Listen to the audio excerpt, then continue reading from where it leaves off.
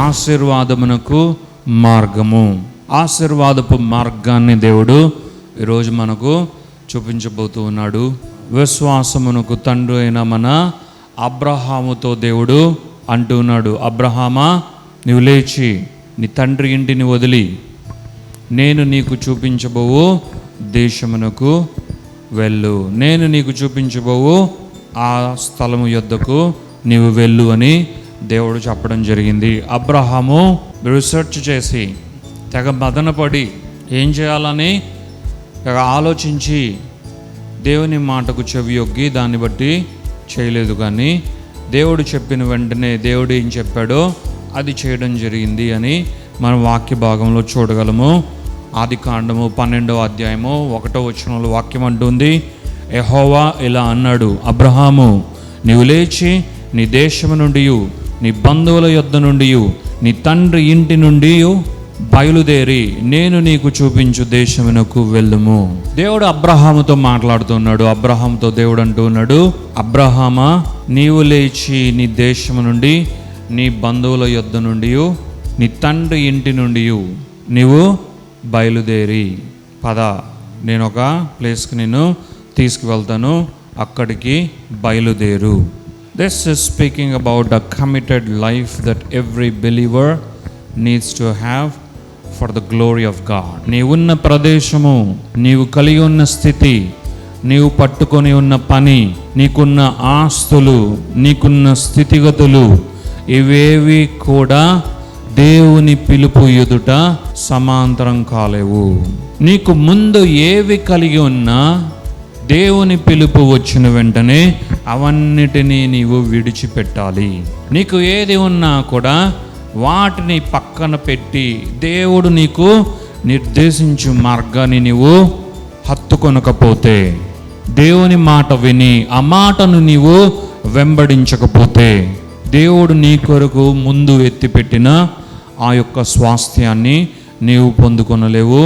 ప్రియకుమారుడా, కుమార్తె, అబ్రహామును గూర్చి దేవుడు ఈ విధంగా ఈ వాక్యాన్ని పలకడం జరిగింది.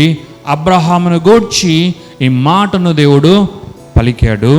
అబ్రహాముతో పలికిన వెంటనే అబ్రహాము ఏం చేశాడో ఈ చాప్టర్ అంతా మనము చదివితే మనకు తెలుస్తుంది. అయితే అబ్రహాము ఏమి కావాలో దేవుడు ముందే ప్రణాళిక కలిగి ఉన్నాడు. అబ్రహాము ఎక్కడ ఉండాలో, అబ్రహాము దేనిని వదిలిపెట్టాలో, ఏం కలిగి ఉండాలి, ఏం కలిగి ఉండకూడదు, దేన్ని పట్టుకోవాలి, దేన్ని పట్టుకోకూడదు. చాలాసార్లు మన జీవితంలో అనేకమైనవి మనకు చాలా ప్రీతికరంగా ఉంటాయి. అఫ్కోర్స్ ఈవెన్ గాడ్లీగా తీసుకున్నా సరే చాలా బాగా, చాలా గుడ్గా, చాలా ప్లీజింగ్గా ఉండొచ్చేమో. కానీ దేవుని దృష్టిలో కనుక అవి గుడ్గా, ప్లీజింగ్గా ఉండకపోతే అవి ఎందుకు పనికిరావు అన్నది అబ్రహామును చూచి మనం నేర్చుకోవాలి. అబ్రహాంకు ఒక ప్రాబ్లం వచ్చినప్పుడు దేవుడు, అబ్రహామా ఇంకా చాలులే, అక్కడే ఎన్ని రోజులు నీవు కృషించిపోతావు, అక్కడే ఎన్ని రోజులు నీవు సతమతమైపోతావు, లే, నేను నీకు ఒక సొల్యూషన్ చూపిస్తా అని అబ్రహామును గూర్చి ఈ వాక్యం అనలేదు. అబ్రహాం ఫైనాన్షియల్గా స్ట్రగుల్ అవుతూ ఉంటే అబ్రహాంతో దేవుడు ఈ మాట మాట్లాడలేదు. అబ్రహాము ఇంటి వారితో, బంధువులతో గొడవ పడుతుంటే నువ్వు లే, ఇక్కడ ఉంటే నీవు పీస్ ఆఫ్ మైండ్ని కోల్పోతావు, అబ్రహామా నేను నీకు చూపించే ప్రదేశానికి తీసుకువెళ్తాను, అక్కడికి నువ్వు వెళ్ళు, అక్కడ పీస్ఫుల్గా ఉంటావు అని దేవుడు అనలేదు. అబ్రహాము స్టేబుల్గానే ఉన్నాడు. తన తండ్రితో ఎవరు కలిసి ఉన్నా, తండ్రితో ఎవరు జీవిస్తున్నా ఎలాంటి లైఫ్ ఉంటుంది? గ్రేట్ లైఫ్ లేకపోయినా డీసెంట్ లైఫ్ అయితే ఉంటుంది. ఎందుకంటే ఎంతైనా తండ్రి అంటే మనను కన్నవాడు, తండ్రి అంటే మనలను ఈ భూమిపైకి తీసుకొచ్చినవాడు, మనకు నడత నేర్పించినవాడు, మనల్ని ప్రేమించినవాడు, మనల్ని కాచి చూచుకున్నవాడు, మనల్ని పోషించిన వాడు అవుతాడు. కాబట్టి ఈ భూమిపైన ప్రప్రథమమైనటువంటి ప్రేమికుడు తండ్రి అవుతాడు. కాబట్టి మనల్ని ప్రేమించిన ఒక మానవుడు ఎవరైతే ఉన్నారు అంటే అది తండ్రి అవుతాడు. కాబట్టి తండ్రి అంటే తల్లి కూడా అక్కడే ఉంది. తల్లిదండ్రులు మనతో ఉన్నారు అంటే ఎవరు ఇట్లాంటి వర్స్ట్ లైఫ్ ఇంకోటి ఉండదు అని ఎవరు అనలేరు. అది చాలా గుడ్ లైఫే. కానీ దేవుడు అబ్రహాము కొరకు ఇంతకు మించిన బెస్ట్ లైఫ్ని కలిగి ఉన్నాడు. దేవుడు అబ్రహామును ఇలా ఉండడానికి ఇష్టపడలేదు. లిమిటెడ్గా తన తండ్రితో, తన తల్లితో, తన పరివారముతో, తన బంధుమిత్రాదులతో అక్కడి వరకే, ఇంటి వరకే ఆయన ఉండాలని కోరుకోలేదు. కానీ ఆయన దేశానికి ప్రయాణము కావాలని దేవాతి దేవుడు కోరుకున్నాడు. మన ఆలోచనలు, మన బ్రతుకులు, మన యొక్క జీవన విధానాలు అన్నీ కూడా ఆల్మోస్ట్ ఆల్ ఇంటి వరకే. నేను ఇలా ఉంటే చాలు, నేను ఈ విధంగా సంపాదించి, నేను ఈ విధంగా అన్ని సమకూర్చుకొని ఉండా, నేను నా లైఫ్, నా ఇల్లు అని అనుకునే వారు ఎవరైనా ఉంటే ఈ యొక్క వాక్య భాగం ద్వారా ఎంతో నేర్చుకోవలసిన వారై ఉన్నారు. దేవుని నామానికి మహిమ కలుగును గాక.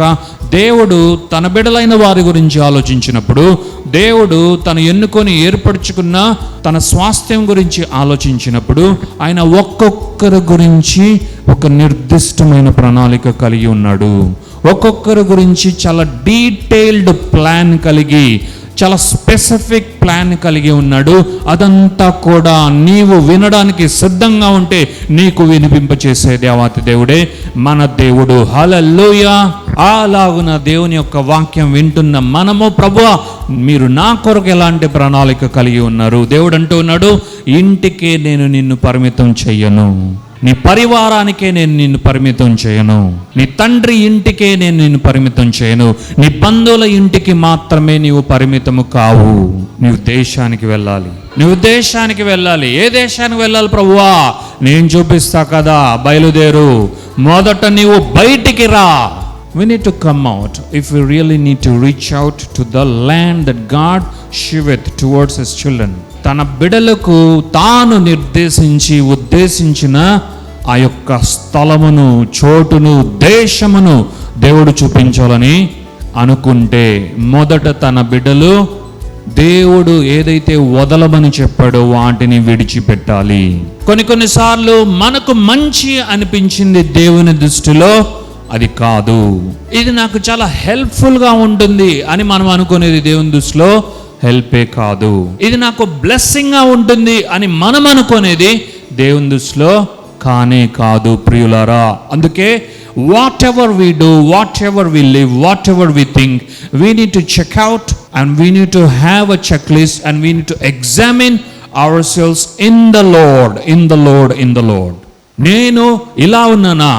ఈ విధముగా అడుగులేసుకుంటూ ముందుకు వెళ్ళిపోతూ ఉన్నానా? నాకు చాలా బాగుంది, నాకు ఆనందంగా ఉంది, సంతోషంగా ఉంది, సౌభాగ్యంగా ఉంది, సమాధానంగా ఉంది అని నీవు సంతృప్తి పడుతూ అక్కడికి లిమిట్ అవుతూ ఉన్నావా? నీకు అన్నీ బాగా ఉండొచ్చేమో, అన్నీ సమృద్ధిగా ఉన్న స్థితిలో నీవు ఉన్నా కూడా నీవు కాన్స్టాంట్గా మన ప్రభువు యందు మనల్ని మనము పరీక్షించుకోవాల్సిన అవసరం ఉంది. ఏమిటి ఆ పరీక్ష అంటే, ప్రభువా నిజముగానే నీవు పెట్టిన చోటున నేనున్నానా? నీవు ఆశించు చోటన నేనున్నానా? నీవు అనుకున్న స్థలములో నేనున్నానా? నీవు అనుకున్న స్థితిలో నేనున్నానా? లేదా వేరే చోటున్నానా? లేదా వేరే వేస్లో ఉన్నానా? వేరే ప్లాన్స్లో ఉన్నానా? నాకు తెలియచేయు ప్రభువా అని మనం ఎగ్జామిన్ చేసుకోకపోతే మనకు మంచిగానే ఉండొచ్చు, మనకు బాగానే ఉండొచ్చు, మనకు కంఫర్టబుల్గానే ఉండొచ్చు. హల్లెలూయా.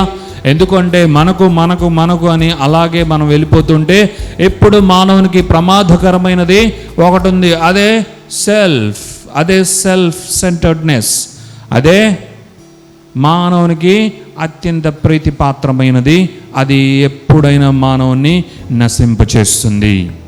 కాబట్టి మన సెల్ఫ్ నుండి వచ్చే మన సెల్ఫ్ మేడ్ వేస్ని మనము ప్రోత్సహించకుండా, వాటిని మనం హత్తుకొనకుండా, మనము దేవాతి దేవుని వైపు చూస్తూ, ఆయన వాక్యాన్ని పఠిస్తూ, ధ్యానిస్తూ, దాన్ని నెమరు వేసుకుంటూ ముందుకు వెళ్ళిపోతూ, ప్రభువా చూపించు ఏకదమ్మని ఒక్కసారిగా హైవే లాంటి రోడ్డు దేవుడు చూపించకపోయినా మొదటిగా ప్రభువా ఫస్ట్ స్టెప్ చూపించు, సెకండ్ స్టెప్ చూపించు, థర్డ్ స్టెప్ చూపించు, ఫోర్త్ స్టెప్ చూపించు అని నీవు అడిగి చూడు. నీవు ఖచ్చితంగా ఆయన యొక్క ఎగ్జిస్టెన్స్లో, ఆయన యొక్క ఉనికిలో వర్ధిల్లి నీకు తెలియకుండానే నీవు సునాయాసంగా 1000 అడుగులు దాటిపోయి ఉండవు. అందుకే దావీదేమంటున్నాడు, నీ వాక్యము నా త్రోవకు వెలుగే, నీ వాక్యము నా త్రోవకు వెలుగే, కానీ అది మొదట నా పాదములకు దీపము. రెండిటికి డిఫరెన్స్ తెలుసుకోవాలి. నీ వాక్యము నా త్రోవకు వెలుగు, కానీ ప్రభువా అది నా పాదములకు దీపము.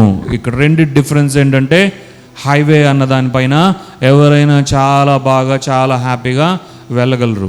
బంకమట్టి యొక్క మడుగు ఉందనుకుందాం, అందులో ఎవరైనా ఈజీగా వెళ్ళగలరా?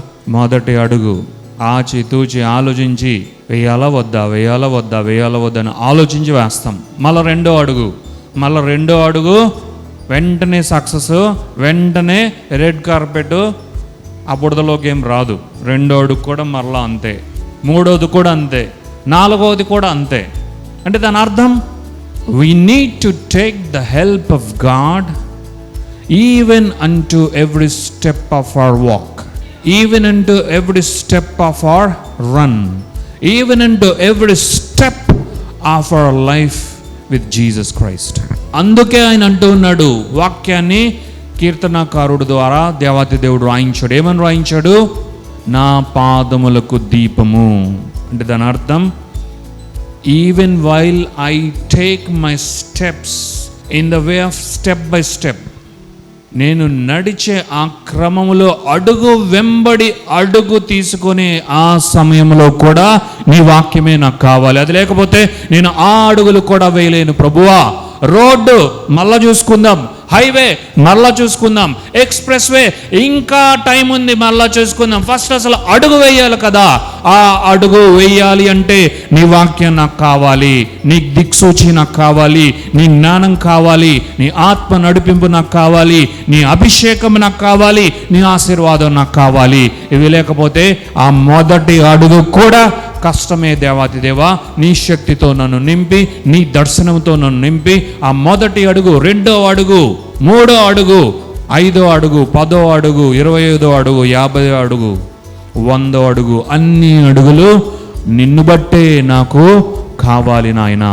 కాబట్టి మనకున్న స్థితిలోనే మనముగా సెల్ఫ్ మేడ్ వేస్లో, సెల్ఫ్ మేడ్ మెంటాలిటీతో సంతృప్తి చెంది, సంతృప్తి ఖచ్చితంగా దేవుని బిడ్డలైన వారు చెందవలసిందే, కానీ అది దేవుని వాక్యానికి వేరైపోయి చెందే సంతృప్తి కాదు.